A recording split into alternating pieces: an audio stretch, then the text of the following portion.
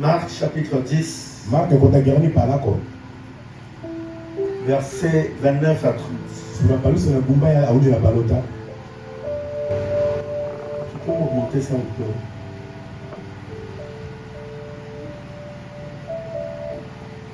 Je crois ce qui est bien. Nous allons commencer à partir du verset 28.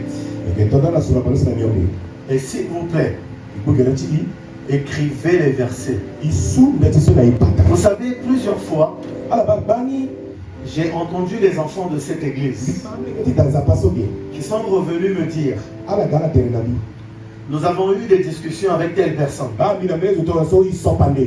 on parle de la grâce, les gens se querellent avec nous. Alors je leur ai dit: mais n'avez-vous pas des versets pour les convaincre? Et pourtant vous êtes enseignés avec des versets. Et vous devez être capable, écoutez-moi bien, racheter. Vous êtes une église de serviteurs. Chacun de vous doit être capable d'ouvrir sa bouche et de parler de la grâce. Amen. Chacun de vous doit ouvrir sa bouche et être capable de défendre la grâce. C'est pourquoi quand vous venez à l'église des hommes, venez avec vos cahiers. Si vous n'avez pas de cahier, je vous ai dit la fois dernière, les téléphones sont autorisés pour enregistrer, pour que vous écoutez calmement à la maison afin de répéter ce qu'on fait. Il y a un enfant de cette église qui a connu quelque chose cette semaine. Je ne vais pas vous donner son nom. On a volé on a volé sa moto. Avant ça, c'était sa femme là où elle travaillait, ça connaît un problème. On a fermé le restaurant.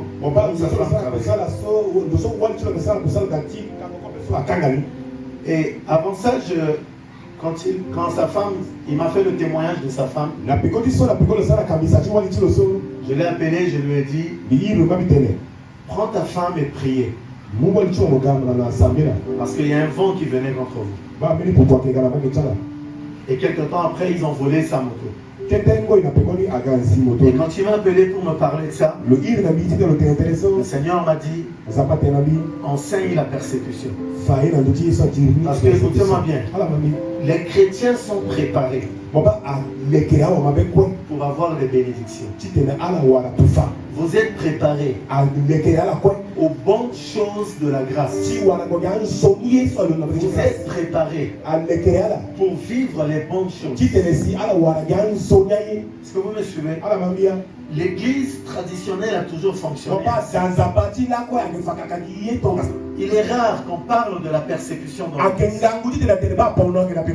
Ce qui fait que les chrétiens, lorsqu'ils rentrent dans une période de trouble, tout de suite il se dit: ce n'est pas ma promesse, je ne peux pas vivre ça. Et ça fait que lorsqu'ils reçoivent la parole de Dieu, Satan vient les attaquer. Et beaucoup perdent la foi. Parce qu'on ne leur a pas dit que la persécution est aussi liée à la grâce, est aussi liée à la vie chrétienne. Mais il y a une bonne nouvelle par rapport à la persécution. C'est que Dieu nous délivre toujours de la persécution. Donc cet enseignement, c'est pour te montrer comment te comporter. Lorsque tu reçois la parole de la grâce, lorsque tu reçois la parole de l'évangile de la grâce, et que la persécution commence, tu dois savoir comment te comporter. Alors lisons d'abord et commençons. Amen. Marc Marc chapitre 10 à partir du verset 28. Pierre se mit à lui dire, voici, nous avons tout quitté et nous t'avons suivi. Jésus répondit, je vous le dis en vérité, il n'est personne qui, ayant quitté à cause de moi et à cause, suivez bien, et à cause de la bonne nouvelle.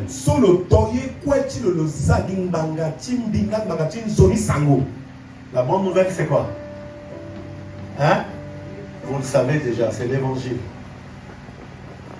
Et je vais vous expliquer ça.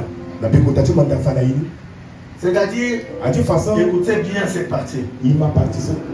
Que ce soit ceux qui écoutent. Laisse-moi d'abord finir.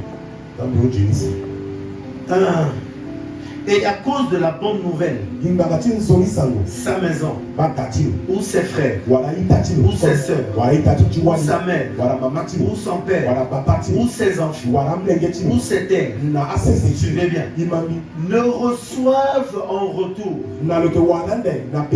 au centuple, présentement dans ce siècle-ci, des maisons, des frères, des sœurs, des mères, des enfants et des terres. Suivez bien maintenant. Avec des persécutions.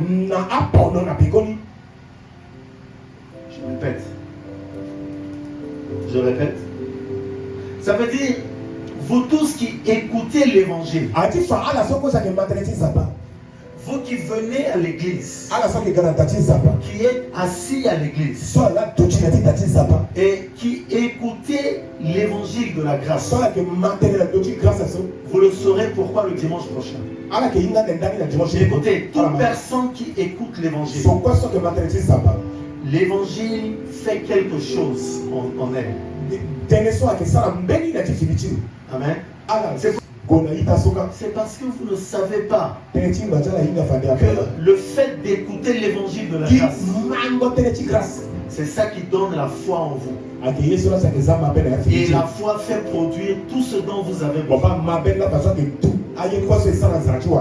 Vous voulez que je vous répète ça? L'évangile produit la foi. Et la foi produit tout ce dont vous avez besoin. Je vais vous dire quelque chose qui va vous aider. Un chrétien qui écoute régulièrement l'évangile, suivez-moi. Et j'ajoute, et qui le comprend, dès qu'il reçoit l'évangile et qu'il le comprend, l'évangile produit en lui la foi. Et tous les besoins de ce monde, la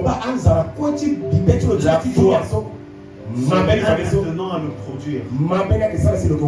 Que vous dormez ou bien que vous êtes debout, ou réveillé, la foi se met à produire ce dont vous avez besoin. On va revenir dessus le dimanche prochain. Mais quand vous ne savez pas, vous venez à l'église le mardi, vous sautez le jeudi. Vous venez le dimanche, vous sautez.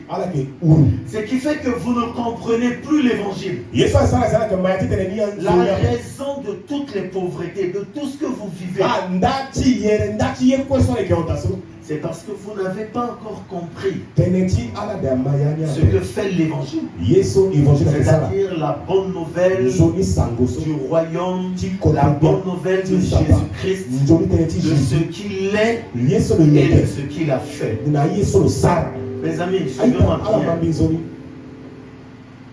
Est-ce que quelqu'un me suit? Je vais revenir dessus le dimanche prochain. Alors venez à l'église. Et voici ce que la Bible vous dit ce matin. Jésus dit, vous qui venez écouter. Vous me suivez? Et vous qui vous levez pour aller prêcher aux autres la grâce. Et vous tous qui écoutez l'évangile de la grâce, suivez-moi bien. Vous qui abandonnez tout et qui venez à l'église, une fois que vous êtes en contact avec l'évangile de la grâce, qu'est-ce que la Bible vous dit? Vous aurez tout. Suivez bien. On a dit quoi? Vous aurez des quoi? Des maisons. Vous aurez encore quoi? Des frères. Vous aurez encore quoi? Des soeurs. Vous aurez encore quoi?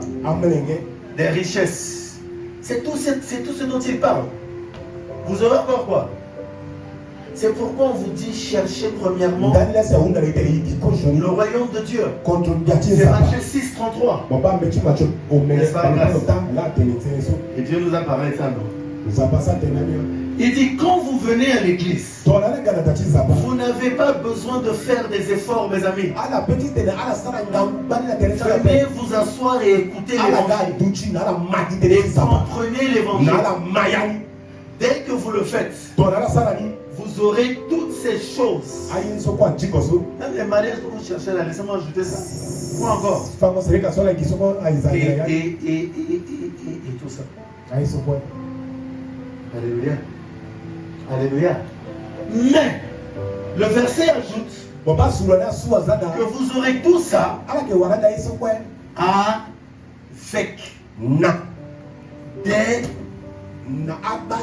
des quoi?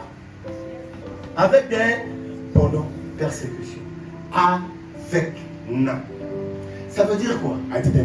Si l'évangile vous bénit et que vous avez une maison, vous viendrez témoigner. Vous serez dans la joie.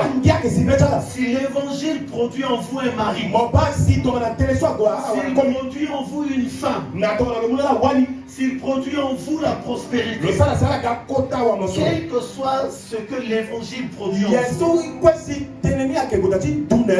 que ce que vous ne savez pas, écoutez-moi bien, celui qui a moins, ou bien celui qui comprend moins l'évangile, il vivra aussi moins la prospérité.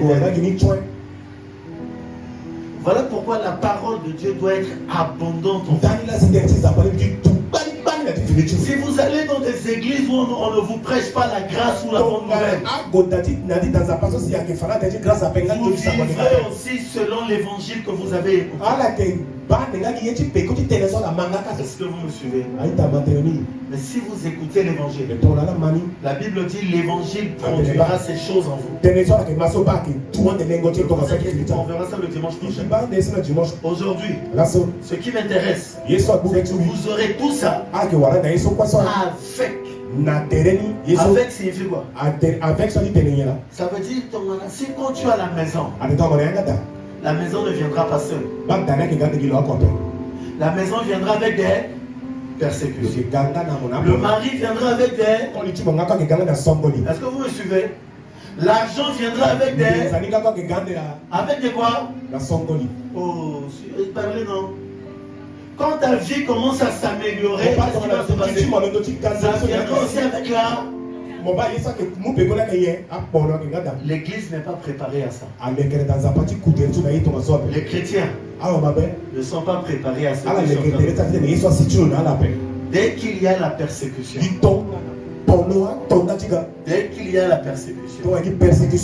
le chrétien dit ça ne vient pas de Dieu. Il ne viendra plus à l'église. Il abandonne la foi. Il commence avec des soucis. Il commence à chercher des causes. Malgré qu'on lui a dit qu'il n'y a plus de condamnation là. Il va dire non. C'est peut-être à cause du péché là. Non, c'est à cause de... Et il commence à ramener les anciens enseignements en lui. Qu'est-ce que vous comprenez ici?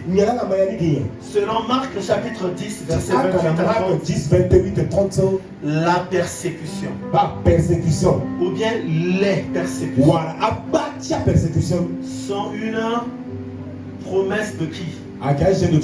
De qui? Oh, répondez-moi. C'est une promesse de qui? Qui a parlé dans Marc? C'est Dieu qui a parlé. Voilà ce frère qui vient, je prends un exemple concret. Voilà ce frère qui vient à l'église, qui écoute l'évangile de la grâce, et Dieu le bénit. Sa vie commence à changer. Sa femme change de statut. Lui-même, il est content. Tout ce qui ne marchait pas dans sa vie commence à marcher. Il trouve une moto. Sa femme gère un restaurant. Est-ce que vous me comprenez? Voilà cette sœur qui vient à l'église parce qu'elle écoute l'évangile de la grâce. Elle avait besoin d'un mari. Dieu lui donne un mari.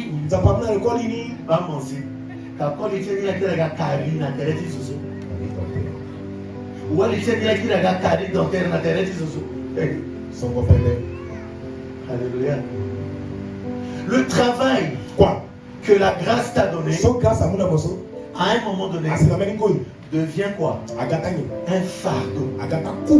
Ton patron, je prends des exemples concrets pour vous comprendre, qui hier était doux avec toi, du jour au lendemain, il commence une oppression. Je ne sais pas d'où est-ce que cela vient.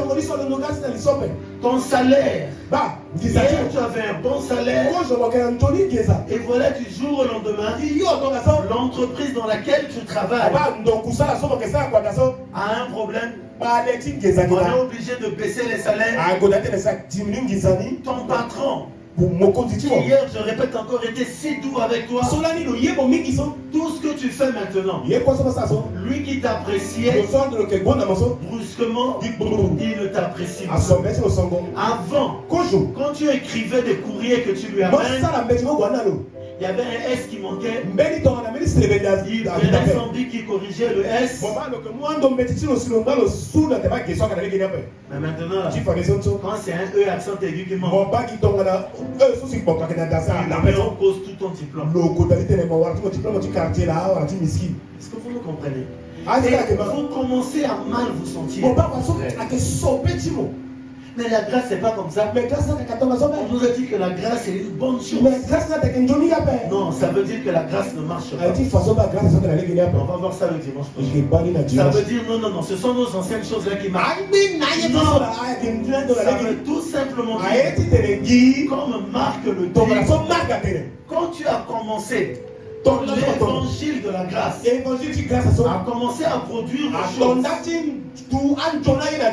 Ce que tu ne savais pas, c'est que quand il commence à produire, ça vient avec des persécutions. Laissez-moi vous donner un autre exemple. Quand vous plantez le maïs, ou quand vous plantez les arachides, ou bien que vous plantez le quoi encore, l'igname, ou les feuilles de manioc, quand la production commence, est-ce qu'il n'y a pas de mauvaises herbes qui sortent? Je suis en train de vous poser la question. Est-ce qu'il y a des mauvaises herbes ou non? Oh, répondez-moi. Est-ce qu'à cause de ces mauvaises herbes, vous abandonnez le champ? Hein? Vous abandonnez le maïs? Qu'est-ce que vous faites? Hein? Pierre. Donc la persécution accompagne la grâce. La persécution marche ensemble avec la grâce. Est-ce que vous me suivez? Tu viens de trouver une moto. On peut te voler cette moto. Tu as commencé à travailler. Ton patron qui est doux là, demain il peut devenir un citron. Le bon salaire que tu as, on peut le couper par deux.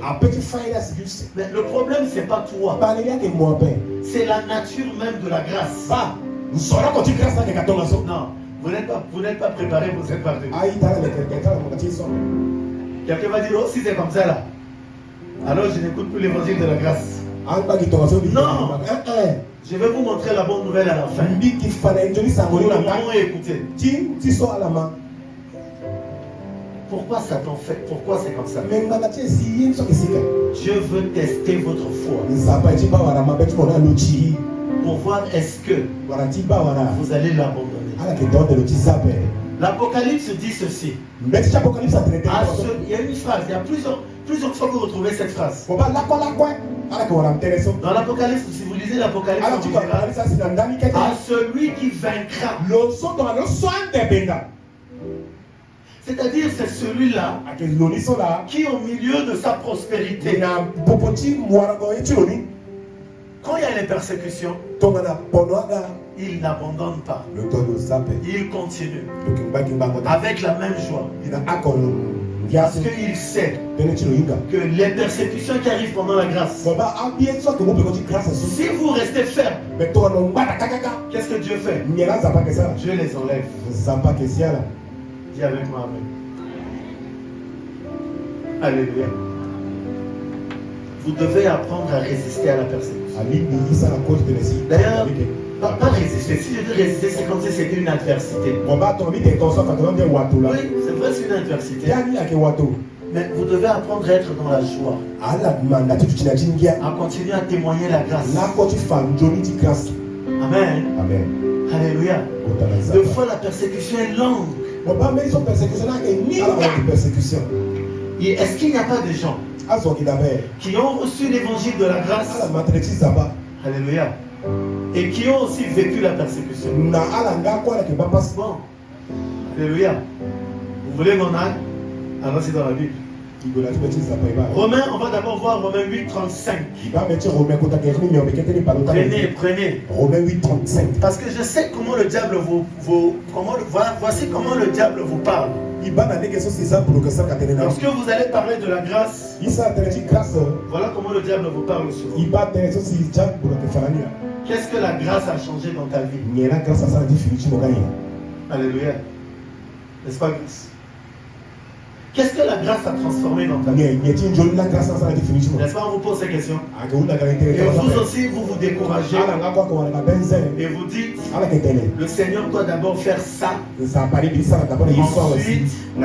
j'accepterai de faire ça. Alléluia. Alléluia.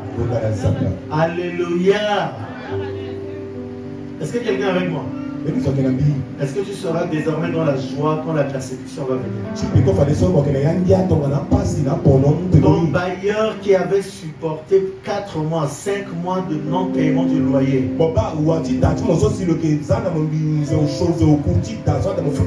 il ne va plus accepter ça. Du jour au lendemain, dès que tu as commencé à écouter la grâce, sors de chez moi. Mais c'est pas la même personne qu'hier. J'avais pas payé ma maison sur 6 mois. Mais cette fois-ci, j'ai seulement retard d'un mois. Alléluia. Romains 8:35, allons-y. Prenez les versets. Romains chapitre 8, verset 35. Écoutez, les versets que je vous donne ne sont que des échantillons. Vous-même, quand vous rentrez à la maison, lisez la Bible. Et vous trouverez beaucoup d'autres versets. Bien, allons-y.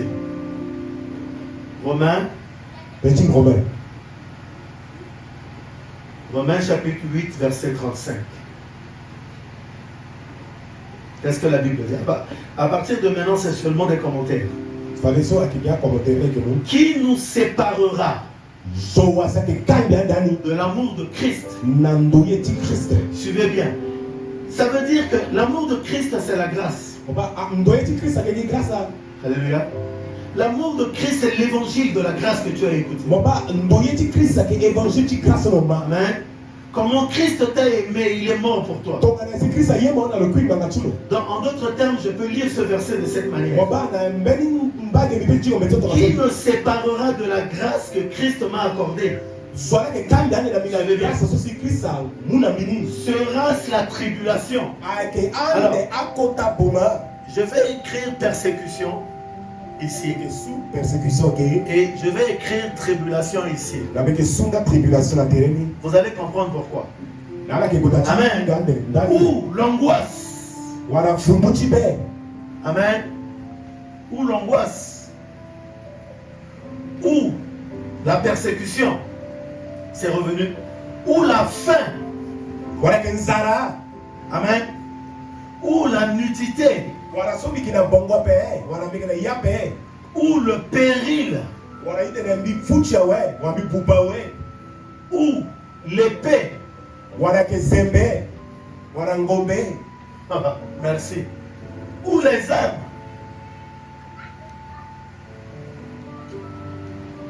Suivez bien.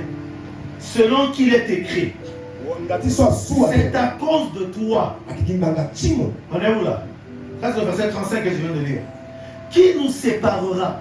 C'est-à-dire, Romain te pose cette question. Est-ce que la persécution te séparera de Christ? La tribulation, c'est la forme la plus avancée de la persécution. Amen. Dans la tribulation, par exemple Job. Ce que Job a subi est une tribulation. Ici, vous avez les différentes formes de persécution. Dans la persécution, c'est-à-dire même tu peux souffrir dans ton corps. Quand Job a souffert, tu peux, c'est-à-dire c'est un niveau avancé. Tu me suis, ma fille. On t'apprend du jour au lendemain que ton fils est mort dans un accident de moto. Non, Christ ne peut pas faire ça. Non. Alléluia. À un moment donné ou à un autre, écoute-moi bien, tu feras face à la persécution. À cause de l'évangile de la grâce.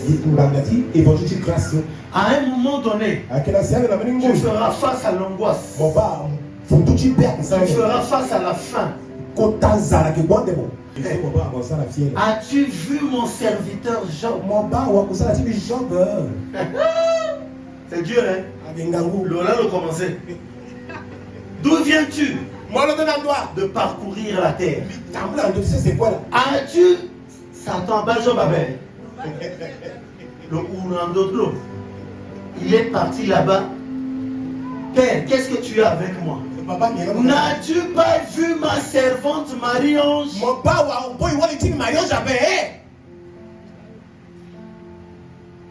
N'as-tu pas vu Grâce? Ouais, mais toi tu lui as tout donné. Oui, c'est pourquoi elle est heureuse. Enlève-lui, envoie la persécution, on verra s'il va t'aimer. La femme,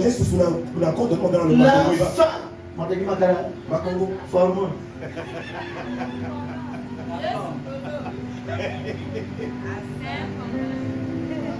Ziggy Kolini n'a tiché le mauvais œil. Il souffrait, Seigneur. Il gênait, il le gars taré. Hein? La persécution viendra chez l'enfant. Mais tu dois être préparé. La femme de Job qui n'était pas préparée à dire. Toi là, c'est quel Dieu? Je suis en train de paraphraser. C'est quel Dieu qui fait ça? Il t'a donné la il t'a donné des enfants. Il tue tes enfants le même jour. Il tue tes animaux le même jour. Il fait tout ça en un seul jour. Regarde comme il a jeté la plaie sur toi. Attention, je précise. La persécution n'est pas le brisement. Il y a deux choses différentes. Un chrétien sous la grâce n'est pas brisé. Le brisement est déjà tombé sur Jésus. Mais la persécution, c'est pour Dieu ne te fera pas mal pour que tu changes. Attention. Il y a des versets dans la Bible qu'on comprend mal. Parce qu'on comprend avec des mots humains. Suivez-moi bien. La femme de Job a dit, maudis-le et meurs. Job a dit, et femme, quand il t'avait donné le bien, là, tu marchais à côté de moi avec fierté. Romains 8:35 dit, et tu es capable même devant la mort de ton enfant. Et dit, Seigneur, je te remercie. Tu as donné et tu as repris. Que toute la gloire te soit. Qu'est-ce qui va te séparer de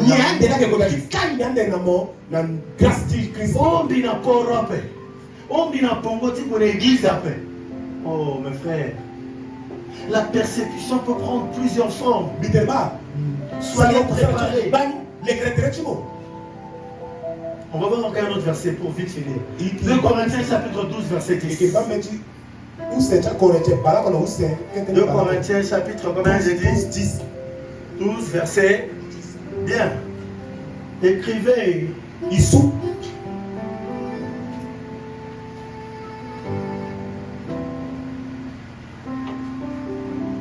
Suivez bien. Écoutez ce que Paul dit. 2 Corinthiens chapitre 12 verset 10. Ça, ce verset, suivez-moi bien. Tout le monde me regarde. C'est ce verset qui vous dira. Je ne vais pas oublier ça. On vient de me donner une autre forme de persécution. Tu as un diplôme. Tu as un master 2. Mais tu te retrouves à travailler dans une bureautique. Mon ami, c'est une forme de persécution. Dieu va te sortir de là. On va voir à la fin. La persécution, ce n'est pas pour vous, comment dire ça, hein? Vous briser, non. C'est pas pour vous offenser, non. On va voir ça à la fin. Quand il y a la persécution, Dieu vient après vous libérer. Mais quelle est l'attitude que vous devez avoir? Chrétien,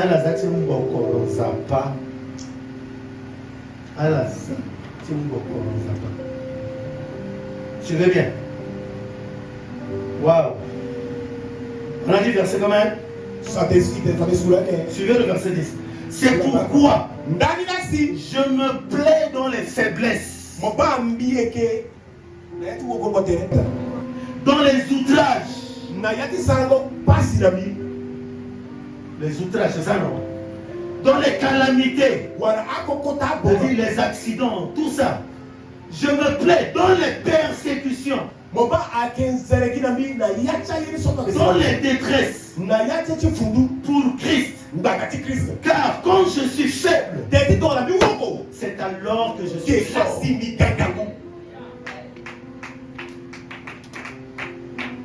Quand je suis faible, c'est alors que je suis fort. C'est-à-dire, suivez-moi bien, que ce soit dans les tribulations, je me plais dedans. Souvent, c'est tellement subtil que je ne vois pas.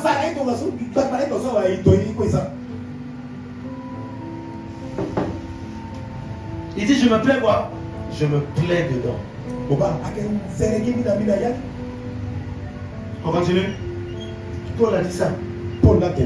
Regardez. Vous savez comment la persécution fonctionne? La Bible dit que lorsque Paul prêchait la grâce, oh les serviteurs de Dieu, écoutez-moi. Demain mon ténéo.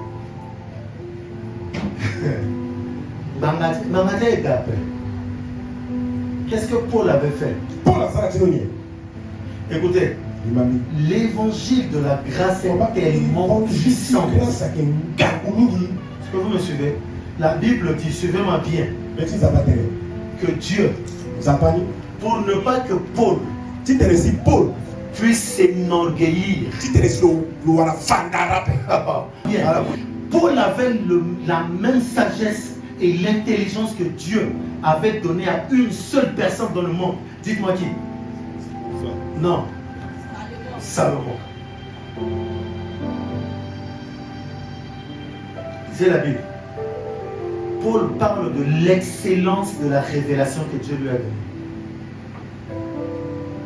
Et Anna Mami Vazo, tellement que Dieu lui a donné cette révélation à prêcher, Dieu n'a pas donné ça à quelqu'un. Même Pierre a dit de Paul, que ce que Paul enseigne est tellement au-dessus de toute de notre intelligence. Les gens ne le comprenant pas fassent autre chose, font autre chose. La grâce est tellement puissante, elle est tellement excellente. Écoutez, quand vous la prêchez, automatiquement, Dieu met la persécution derrière vous. Regardez ce qu'il a fait à Paul. Paul prêchait. Il dit, qu'est-ce qu'il prend? Il appelle un démon. Ce que Paul appelle sa faiblesse dans la Bible, ce n'est pas un péché. Le souffleur là, il a dit, Dieu m'a mis un démon pour me quoi? Me souffleter. C'est-à-dire pour le faire souffrir. La Bible dit que c'est un démon qui marchait partout où Paul partait. Ce démon était lié à Paul. Écoutez bien, ce n'est pas Satan qui l'a envoyé. C'est Dieu qui a dit à ce démon, je te donne un ordre. Accompagne-moi Paul partout où il va. Chaque fois qu'il prêche, tellement que ce qu'il prêche, les gens, écoutez-moi bien, les gens n'ont jamais écouté. L'intelligence n'a jamais compris ça.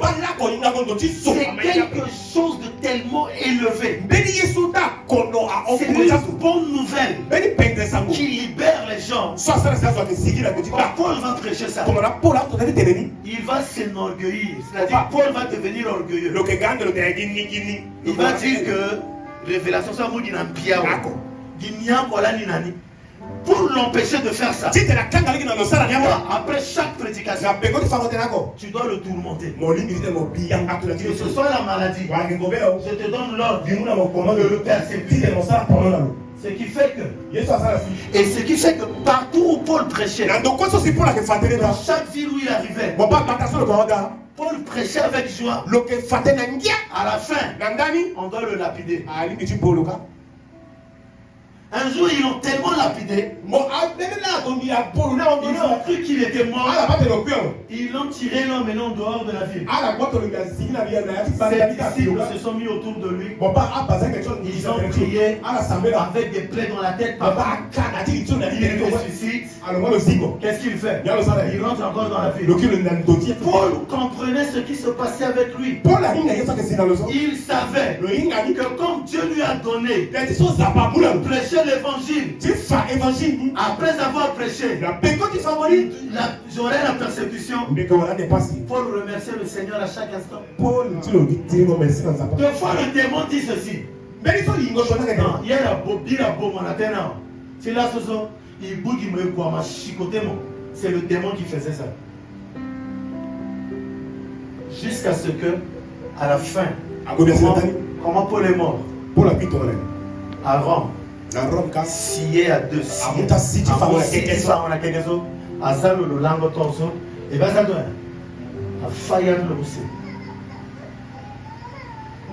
Mais est-ce que jusqu'à ce niveau, si, écoute-moi bien, si ta persécution devait aller jusqu'à la mort,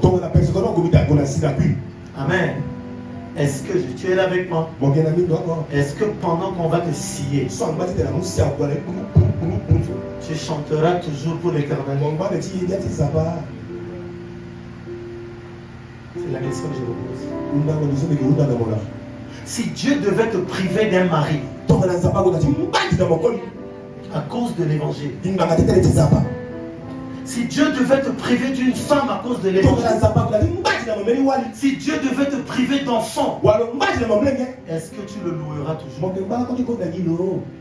Des fois, nous ne comprenons pas pourquoi nous avons une attitude ou bien pourquoi nous avons telle, comment on dit ça en français, telle posture dans la société.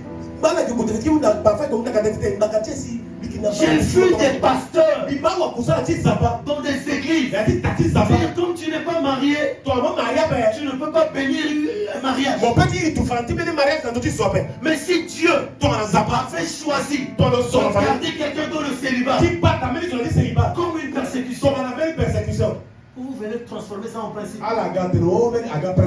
Est-ce que je conseille de marier parce que je suis marié ou je conseille de marier parce que Dieu a mis en moi la sagesse pour les conseiller? Je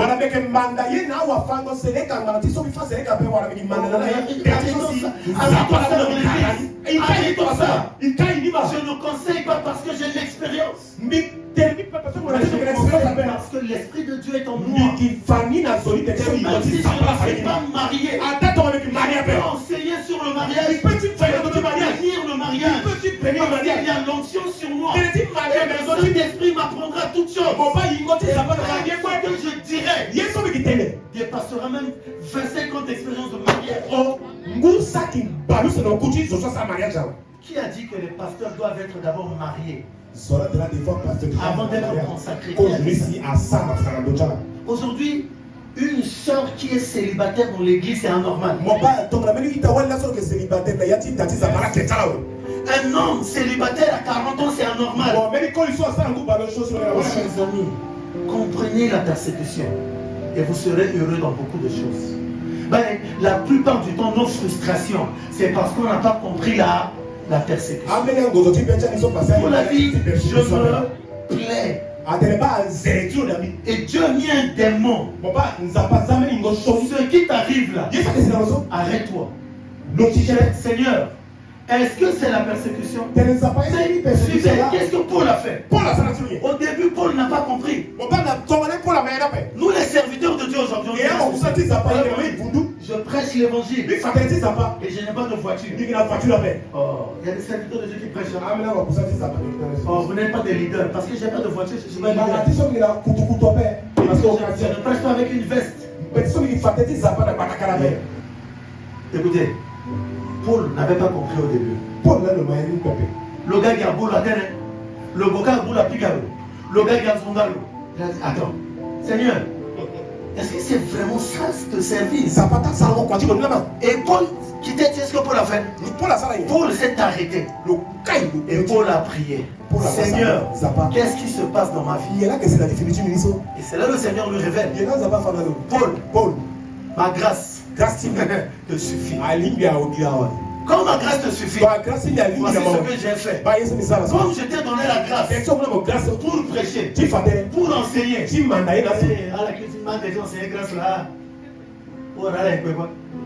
Comme je t'ai donné d'enseigner la grâce, voici, je t'ai mis aussi un témoin. Dans chaque ville où tu vas aller, il va te persécuter. Paul a dit, Seigneur, pardon. Zéro. Paul a prié combien de fois? 3 fois. Seigneur, pardon. Zid des monzo. Seigneur, ma grâce te suffit. Les gens, Seigneur, je suis que le général 40 jours. Deuxième fois. Ma grâce te suffit. Troisième fois. Ma grâce te suffit. Paul a compris. Donc Paul a dit que place son niveau d'azou. A gopi gaginika. Mais le sadouin, le gobier.